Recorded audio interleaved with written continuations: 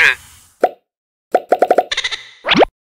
On vous présente nos meilleurs vendeurs du dernier mois. En première position, c'est Sky Team, un jeu pour 2 joueurs uniquement. Les parties d'environ 20 minutes pour 14 ans et plus. C'est un jeu coopératif qu'il va falloir travailler en équipe pour atterrir des avions sous différentes missions. Puis c'est vraiment excellent. On a déjà plusieurs parties jouées. C'est un coup de cœur pour toute l'équipe ici. Dans le fond, on va placer des dés à tour de rôle pour faire différentes actions comme gérer l'inclinaison de l'avion, gérer la puissance des moteurs, sortir les roues, des choses comme ça. Puis ce qui est vraiment intéressant dans le jeu, c'est que, premièrement, le jeu est assez simple à prendre en main avec quand même une bonne stratégie et il est fait sous forme de mission. Fait que plus ça avance, plus le jeu se complexifie. On ajoute des nouveaux modules, un peu comme un Legacy dans le fond, mais tout est rejouable en tout temps. Donc c'est un excellent jeu qui est Sky Team. En deuxième position, on a Darwin Journey, qui est un jeu très attendu. C'est un Kickstarter à la base. Maintenant, il y a la version commerciale. C'est un jeu pour 1 à 4 joueurs. Les parties d'environ 30 minutes par joueur pour 14 ans et plus. J'y ai pas joué encore. Malheureusement, j'ai manqué de temps, mais j'ai lu les règles. Fait que je suis assez prêt pour ma première partie. Mais en gros, c'est un jeu de placement d'ouvriers et avec une mécanique vraiment intéressante. Et il faut faire des recherches pour les améliorer, pour être capable de faire différentes actions. Donc, au début, les ouvriers n'ont pas accès à toutes les actions, mais à force de les améliorer, ils vont avoir différents accès supplémentaires. Et on doit se promener sur les différentes îles pour faire différentes recherches, puis améliorer, avancer dans la théorie de l'évolution. Donc, ça a l'air vraiment intéressant, Darwin Journey. En troisième position, c'est un jeu qui est pas mal toujours dans notre top 5 des meilleurs vendeurs, c'est Sea Salt and Paper.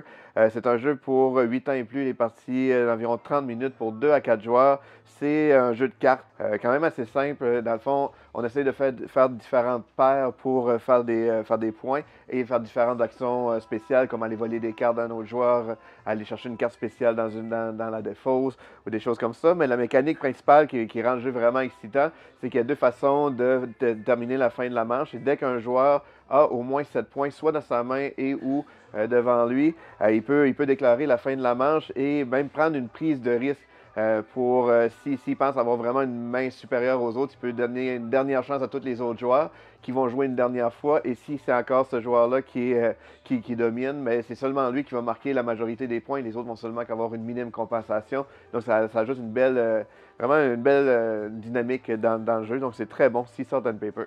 En quatrième position, c'était un de nos coups de cœur aussi, Cat in the Box. C'est un jeu pour 2 à 5 joueurs, les parties d'environ 30 minutes pour 10 ans et plus. C'est un jeu de pli. Ceux qui ne connaissent pas le principe de pli, c'est que si je commence la manche avec une carte jaune, par exemple, c'est le joueur qui va jouer la carte jaune avec le chiffre le plus élevé qui va remporter la main, ce qu'on appelle le pli. Dans ce cas-ci, la particularité du jeu, c'est que les cartes n'ont pas de couleur, sont toutes noires. Et il y a un plateau au centre de la table avec les différentes couleurs et les chiffres. Donc, à toutes les fois qu'on va jouer une carte, si je joue par exemple un 4, je peux décider, moi, que ce 4-là, il est jaune. Et pour faire ça, je vais prendre un jeton et je dois le mettre sur le 4 jaune. Donc, à partir de ce moment-ci, il n'y a plus personne qui peut jouer de 4 jaune parce que je l'ai utilisé. Ça amène vraiment une belle sous-couche de stratégie qui n'est pas dans les autres jeux de pli habituels. Et une autre stratégie vraiment intéressante, c'est qu'au début de la manche, en fait, on va prédire combien de plis qu'on pense gagner. Puis si on arrive au chiffre exact, on va prendre notre plus gros amas adjacent de jetons sur le plateau central qui va faire nos points bonus. Donc, ça amène vraiment une stratégie qu'on va essayer d'aller placer des pions sur différents chiffres spécifiques, vraiment pour avoir des pions qui se touchent de façon adjacente. Donc, c'est vraiment intéressant, vraiment un très bon jeu de cartes qui est Cat in the Box. En dernière position, et non la moindre, c'est le jeu Earth, qui est un jeu qui a fait beaucoup de vagues cette année, en fait l'année dernière. C'est un jeu d'un auteur québécois. C'est pour 1 à 5 joueurs, des parties d'environ 45 à 90 minutes pour 14 ans et plus. C'est un excellent jeu de style puzzle. On va créer notre environnement en plaçant différentes cartes. Tous les joueurs vont faire une grille de 4 par 4 au fil de la partie. Et la dynamique du jeu, c'est que on a des objectifs personnels, il y a des objectifs communs, qui est une course au point, et les différentes cartes aussi vont avoir certains objectifs d'une certaine façon. Si on les place par exemple dans une colonne avec des cartes d'un même type de symbole, on va avoir des points. Donc c'est vraiment un gros casse-tête d'optimisation.